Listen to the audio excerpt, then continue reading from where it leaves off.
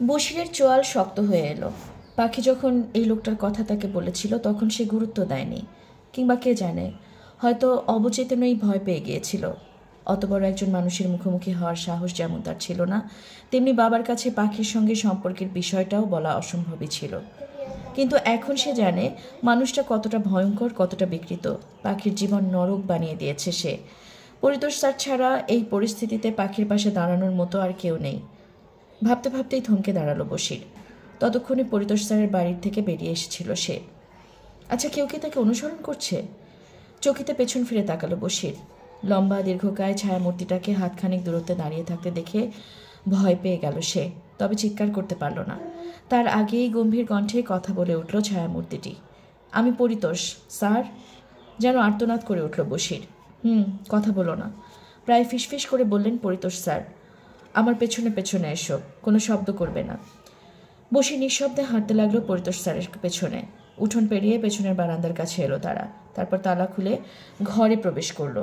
Paritosh sir লম্বা গ্রিলের ফাঁক দিয়ে হাত বাড়িয়ে বাইরে থেকে আবার তালা আটকে দিলেন দরজায়, যেন কেউ বুঝতে না পারে যে ভেতরে কেউ আছে। বশির বলল, স্যার আপনি এখানে এভাবে? তার গলার স্বর প্রায় নিঃশব্দ।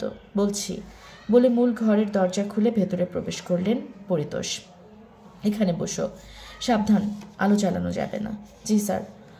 আমি সব বলবো, তার আগে বলো পাখির কি হয়েছে, কি বিপদ তার? বশির কিভাবে বলবে বুঝতে পারল না, তবে মনে মনে কথাগুলো গুছিয়ে নেওয়ার চেষ্টা করলো সে। তারপর যতটুকু সম্ভব খুলে বলল।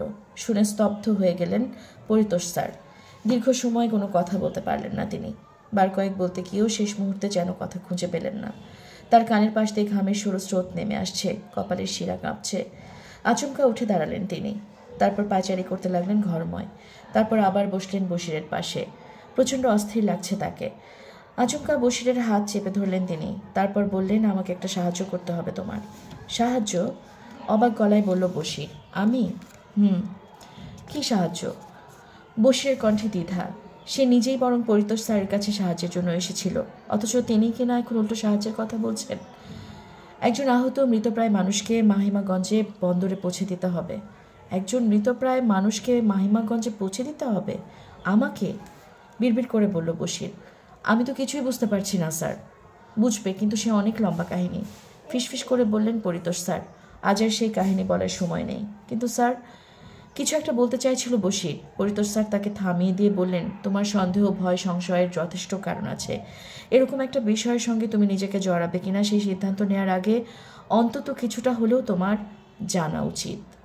বশির অন্ধকারে পরিতোষ স্যারের মুখের দিকে তাকিয়ে রইল। তিনি বললেন, আমি একটা আন্ডারগ্রাউন্ড রাজনৈতিক দলের হয়ে কাজ করছি অনেক বছর ধরে। ঘটনাচক্রে সেই দলের একজন সদস্য এখানে জরুরি একটা কাজে এসেছিল এবং তাকে খুন করার চেষ্টা করা হয়েছে রাতের অন্ধকারে।